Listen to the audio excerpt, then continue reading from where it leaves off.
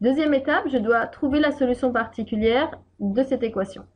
Donc l'énoncé nous a stipulé qu'on écrivait cette solution particulière sous la forme ax plus b exponentielle 2x. Ça veut dire qu'on doit trouver a et b tel que g en fait soit bien solution de e. Pour cela, eh bien, ça veut dire que si g est solution de e, on doit avoir, si on remplace g dans l'équation, donc 3g' moins 2g, j'ai remplacé y par g, on doit tomber sur 4x exponentielle 2x. Donc, comme on va remplacer g dans l'équation, ici, elle intervient ici, on voit également qu'on a besoin de y', c'est-à-dire que par rapport à g, je vais devoir dériver. Donc, on doit se poser la question, quel est ce type de fonction? Ce type de fonction, c'est un, je vous laisse répondre, produit. Si c'est un produit, je me rappelle ma formule de dérivation d'un produit, c'est-à-dire, je vous laisse la réciter, uv' égale u'v plus u fois v'. Donc, on va chercher à savoir qui est le u, qui est le v. Donc, j'ai mon produit ax plus b fois exponentielle 2x. Ça veut dire que ax plus b, c'est le u et que le v, c'est exponentielle 2x. Donc, on va chercher à dériver. Si ax plus b, c'est ma fonction u, la dérivée de u, c'est, je vous laisse répondre, a.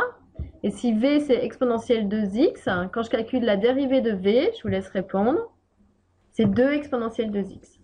Donc maintenant, je vais remplacer ces éléments dans ma formule de dérivation pour trouver la dérivée de v.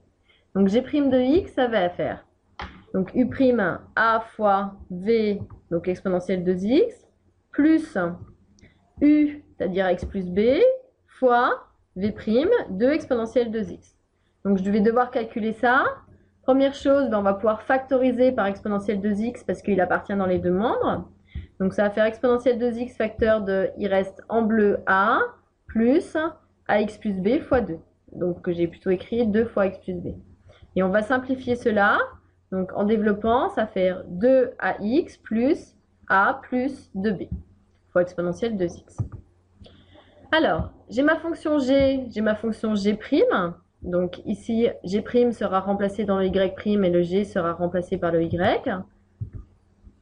Donc ça va vouloir dire que quand on va calculer, ça va faire 3 fois g', donc 3 fois tout ce qui est en vert, c'était le g', moins 2 fois le g, c'est-à-dire ce qui est en bleu, égale forcément ce qui est à droite, puisque c'est la solution particulière de l'équation différentielle. On doit agir sur ces éléments ici. Ça veut dire qu'on va chercher dans un premier temps à factoriser par exponentielle de x, parce qu'il appartient dans les deux espaces. Donc ça va faire exponentielle 2x facteur de. Je lis de la gauche vers la droite. Donc première chose, il nous reste ce qui est en noir et vert. Donc 3 fois 2ax plus a plus 2b. Et ensuite, ce qui nous reste ici, moins 2 fois ax plus b. Je rappelle que ce serait bien en fait que vous cherchiez à faire cet exercice tout seul et puis que si besoin, vous reveniez voir la vidéo. Donc tout ça, ce soit égal à 4x exponentielle 2x. On va chercher maintenant à simplifier tout ce qui est à l'intérieur de la grande parenthèse.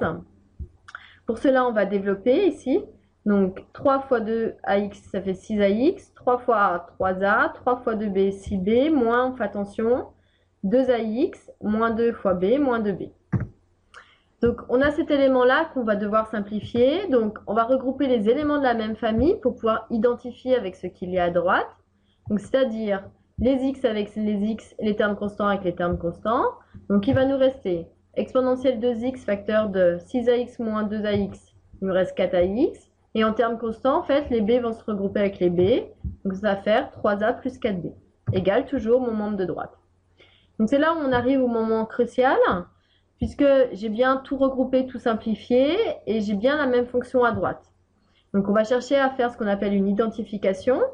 Donc je vérifie, j'ai bien une exponentielle, mon exponentielle. Ça veut vouloir dire que ce qui est à l'intérieur de la parenthèse doit être la même chose que le multiplicateur d'exponentielle 2x. Donc on colorie les éléments de la même famille de manière identique. Donc je vois que j'ai du x ici, j'ai du x ici.